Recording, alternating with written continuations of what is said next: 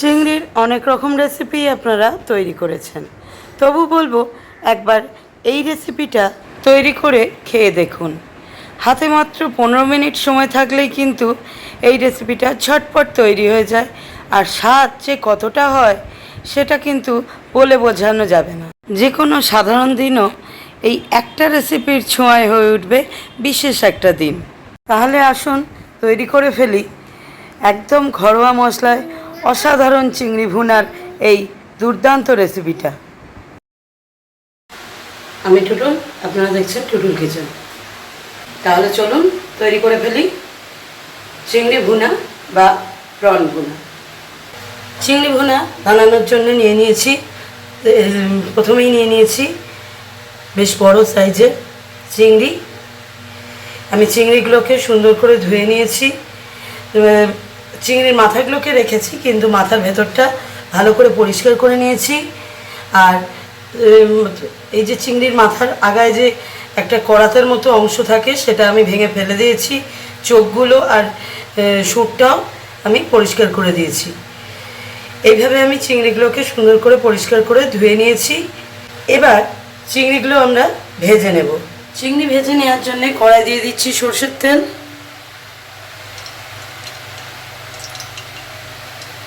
আমি এখানে বেশ খানিকটা সরষের তেল নিয়েছি, হাফ কাপ মতো সরষের তেল আমি দিয়েছি। তার কারণ রান্নাটা আমি কিন্তু চিংড়ি ভাজার তেলেই করতে চাই। এবার নিয়ে নিয়েছি চিংড়ি মাছগুলো। এই চিংড়ি মাছগুলো কিন্তু আমি এই তেলের মধ্যে দিয়ে দেবো। আমি একসঙ্গেই সব চিংড়ি দিয়ে দিলাম। এবার সুন্দর করে চিংড়ি মাছগুলো ভেজে নেব। খুব বেশি কিন্তু ভাজবো না। দেখুন তেলে দেওয়ার সাথে সাথেই কিন্তু চিংড়িগুলো খুব সুন্দর লাল লাল হয়ে যাচ্ছে। নেড়ে নেড়ে সুন্দর করে ভেজে নেব। আর আপনারা দেখেছেন আমি চিংড়িতে কোনো নুন হলুদ কিছু মাখাইনি, সেটা কিন্তু আমি এই পর্যায়ে দিয়ে দেব। দিয়ে দিচ্ছি হাফ চা চামচ হলুদ গুঁড়ো, দিয়ে দিচ্ছি হাফ চা চামচ কাশ্মীরি লঙ্কার গুঁড়ো, আর দিয়ে দিচ্ছি 1 চা চামচ নুন। এবার সুন্দর করে ভেজে নেব। আপনারা কিন্তু রান্নাটা চিংড়ির খোসা ছাড়িয়েও করতে পারেন। আমি খোসা শুদ্ধ করেছি। খোসাটা মানে রাখার ফলে কিন্তু এই রান্নার টেস্ট বলুন, ফ্লেভার বলুন, সবই কিন্তু অনেকটা বেড়ে যায়। তাই জন্যে আমি খোসা সমেতই এই রান্নাটা করতে পছন্দ করি। তবে চাইলে অবশ্যই খোসাটা ছাড়িয়ে রান্নাটা করতে পারেন। সুন্দর করে ভেজে নেব উল্টে পাল্টে। আপনারা জানেন চিংড়ি থেকে কিন্তু অনেকটা জল বের হয় কড়াই দেওয়ার পর। দেখুন কতটা জল বের হয়েছে। এই জলটা শুকিয়ে গেলেই কিন্তু আমরা বুঝবো যে চিংড়িটা আমাদের কুক হয়ে গেছে। এর থেকে বেশি কিন্তু আমরা চিংড়িটাকে কুক করব না, তার ফলে কিন্তু চিংড়ি রাবারি হয়ে যায়। তাই জন্যে এই জলটা যতক্ষণ না শুকোচ্ছে ততক্ষণই আমরা চিংড়িটা নাড়াচাড়া করব। যখন দেখব জলটা অনেকটা শুকিয়ে এসছে, তেল তেল মতো হয়ে গেছে, তখন কিন্তু আমি চিংড়িগুলো তুলে ফেলব। এবার দেখুন চিংড়ির জলটা কিন্তু একদমই শুকিয়ে গেছে। চিংড়িগুলো লাল লাল করে ভাজা হয়ে গেছে। আর দেখুন তেলের সঙ্গে চিংড়ির যে এক্সট্রাক্টটা মিশে এই যে সুন্দর অ্যারোমেটিক এই তেলটা তৈরি হয়েছে, এই তেলটাই কিন্তু আমরা রান্নাটা তৈরি করব। এটা কিন্তু একদমই তেল, এটা কিন্তু আর কোনো জলীয় অংশ নেই। এবার আমি চিংড়িগুলো তুলে নিচ্ছি, এই প্লেটে তুলে নিচ্ছি সুন্দর করে। দেখুন চিংড়িগুলো কত সুন্দর দেখতে হয়েছে। তেলটা ঝরিয়ে তুলে নিচ্ছি।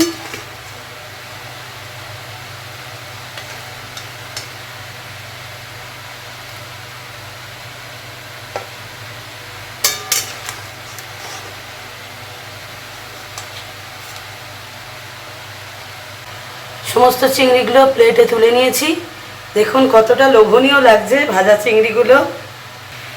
এবার চিংড়ির এই যে নির্যাসে ভরা এই যে অ্যারোমেটিক তেলটা যেটা পড়ে রয়েছে চিংড়ি ভাজার পর, এই তেলেতে আমি দিয়ে দেব সামান্য একটু মৌরি ফোড়ন, আর দিয়ে দেব একটা তেজপাতা। পেঁয়াজটা কিন্তু এখানে আমি পেঁয়াজ কুচিয়ে নিয়েছি, পেঁয়াজটা আমি একটু বেশি মাত্রাতেই দিচ্ছি। এখানে আমি দুটো বড় সাইজের পেঁয়াজ একদম মিহি করে কুচিয়ে নিয়েছি, প্রথমে পাতলা পাতলা করে কেটে, তারপর দেখুন একদম মিহি করে কিন্তু ছোট ছোট করে আমি কুচিয়ে নিয়েছি। এই মিহি করে কুচানো পেঁয়াজটা কিন্তু এবার এই চিংড়ি ভাজার তেলেতে আমরা ভেজে নেব।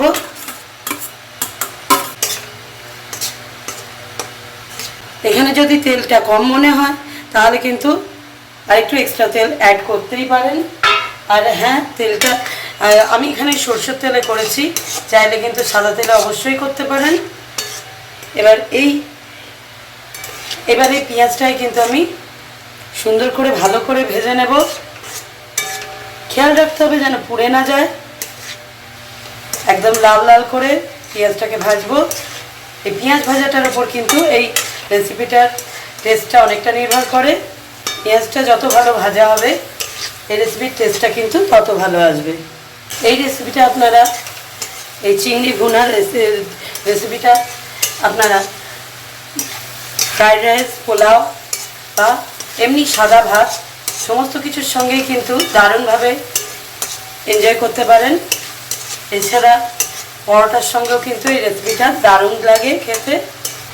দেখুন পেঁয়াজটা কিন্তু আমাদের অনেকটা ভাজা হয়ে এসছে। এবার পেঁয়াজের এই ফ্রাইং প্রসেসটাকে ফাস্টার করার জন্যে আমি এখানে অ্যাড করে দেব 1 চা চামচ নুন। আবার নুনটাকে সুন্দর করে মিশিয়ে দেব। এবার যতক্ষণ পেঁয়াজটা ভাজা হচ্ছে ততক্ষণ আমি কিন্তু এই দুর্দান্ত রেসিপিটার জন্যে মশলাটা তৈরি করে নেব। তার জন্য সবার আগে আমাদের যেটা তৈরি করতে হবে সেটা হলো একটা ভাজা মশলা।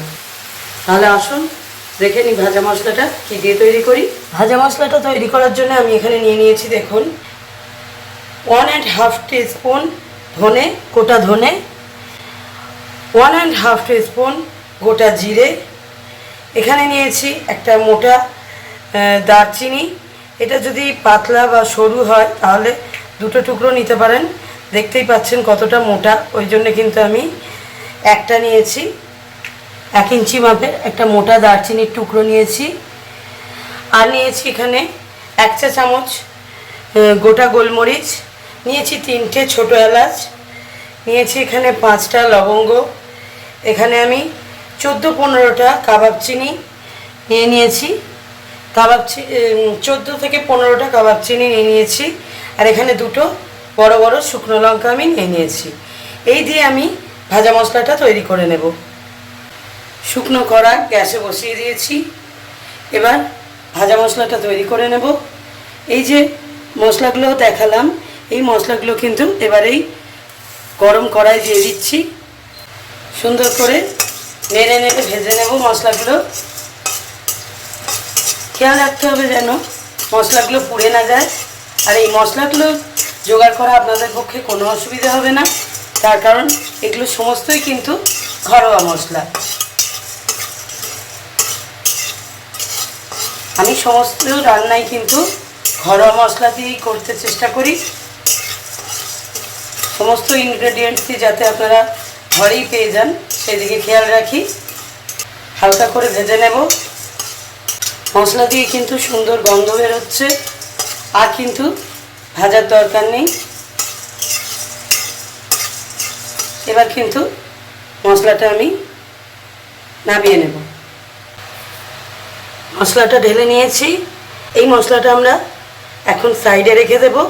ভাজা মশলাটা কিন্তু আমি তৈরি করে নিলাম। এবার বাটা মশলাটা তৈরি করে নেব। দেখুন বাটা মশলাটা আমি কী দিয়ে তৈরি করি। বাটা মশলার জন্য নিয়ে নিয়েছি 2 ইঞ্চি মাপের আদা, আমি ছোট ছোট টুকরো করে নিয়েছি।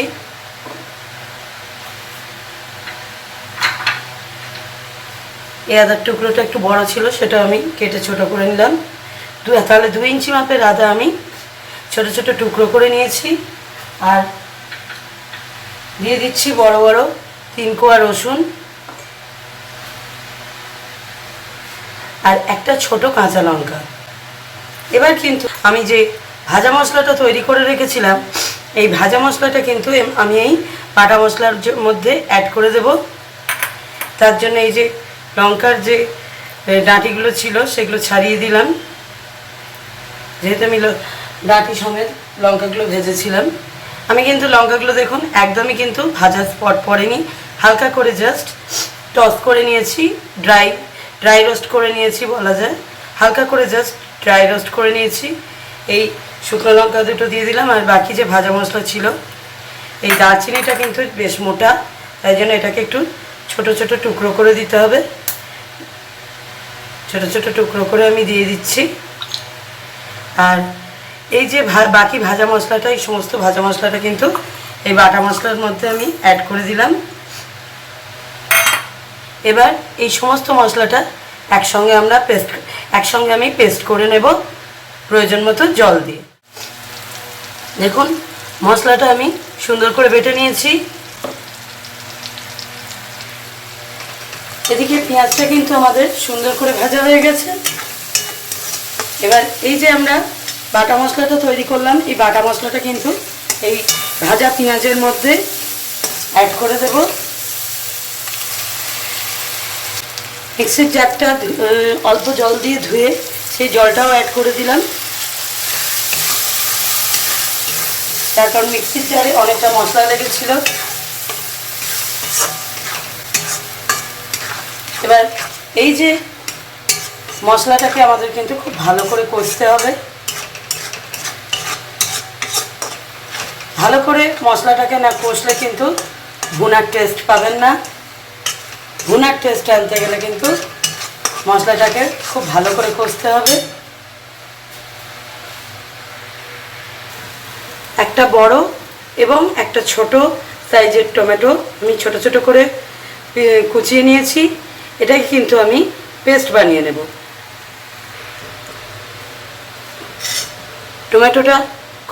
টমেটোটা খুব ভালো করে পেস্ট করে নিয়েছি, কোনো রকম জল ছাড়া, তার কারণ টমেটোতে প্রচুর জুস থাকে, যার জন্যে টমেটো পেস্ট করার সময় কোনো রকম জলের প্রয়োজন হয় না।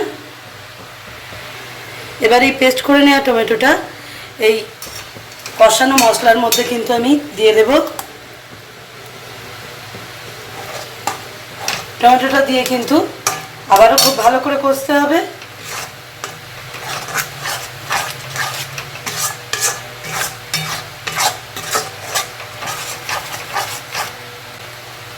এবার অ্যাড করে দিচ্ছি হাফ চা চামচ হলুদ গুঁড়ো,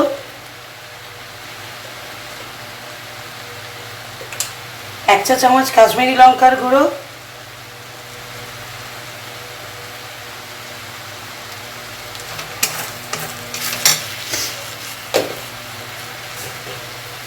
খুব ভালো করে মিশিয়ে নেব।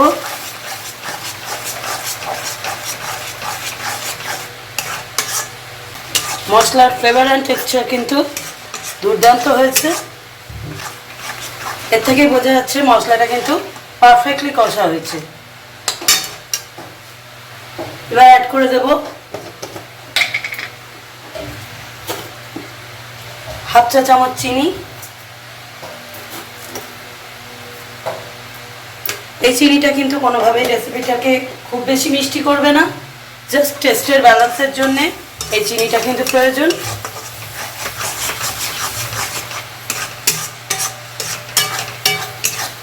আবারও কষে নেব মশলাটাকে সুন্দর করে।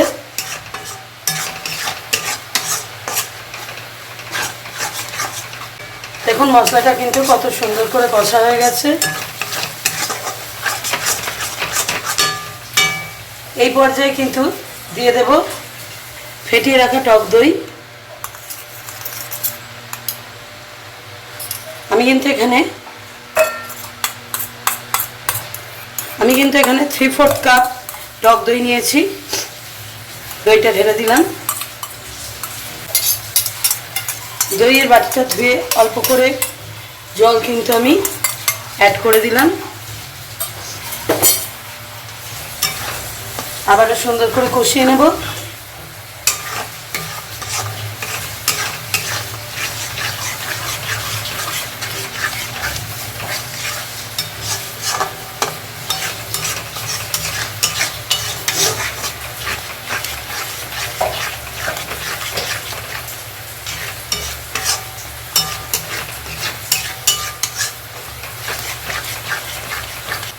মশলাটাকে কষতে থাকবো।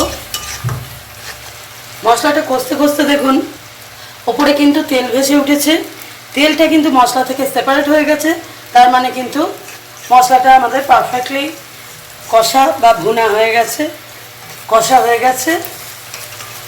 এবার কিন্তু আমি এই চিংড়িগুলো মশলার মধ্যে অ্যাড করে দেব। এই যে আমার ভেজে রাখা চিংড়িগুলো, এই চিংড়িগুলো কিন্তু এই মশলার মধ্যে অ্যাড করে দিলাম।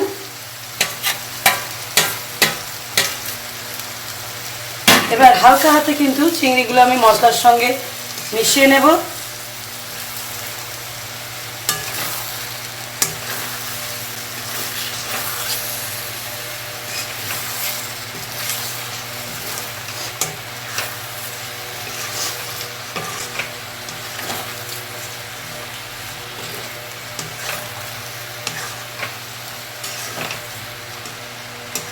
এবার আমি এই রেসিপিটায় অ্যাড করব 1 কাপ মতো জল।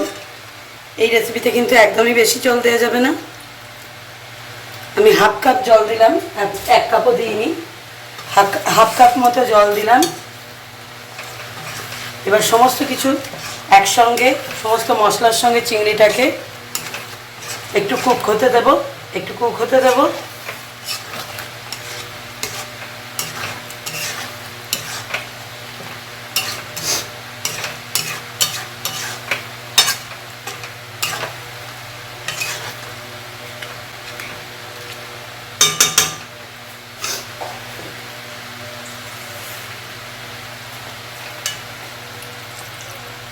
দুবারে দিলাম আমি 1 কাপ মতো জলটাই, যাতে সুন্দর করে মিশে যায়।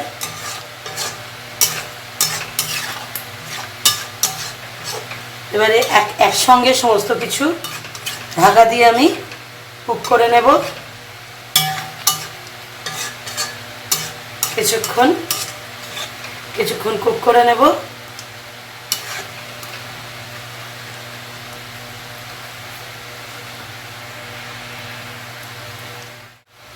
দেখুন সমস্ত কিছু ফুটে একসঙ্গে দুর্দান্ত একটা রেসিপি তৈরি হয়ে, দুর্দান্ত এই চিংড়ি ভুনা কিন্তু আমাদের তৈরি হয়ে গেছে। দেখুন আমি সমস্ত কিছু একসঙ্গে ফুটিয়ে নিয়েছি। আমার চিংড়ি ভুনা রেসিপি কিন্তু একদম রেডি, দুর্দান্ত দেখতে হয়েছে। এবার জাস্ট ওপর থেকে একটু ধনেপাতা কুচি ছড়িয়ে দিচ্ছি।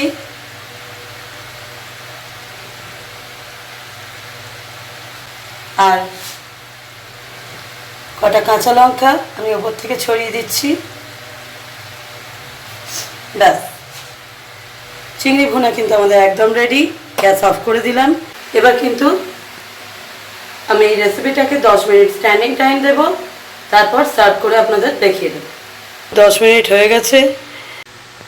দেখুন চিংড়ি ভুনার রেসিপি কিন্তু আমার একদম রেডি, স্বাদে গন্ধে দুর্দান্ত। দেখুন আমি চিংড়ি ভুনাটা সার্ভ করে দিচ্ছি, কতটা লোভনীয় লাগছে দেখতে।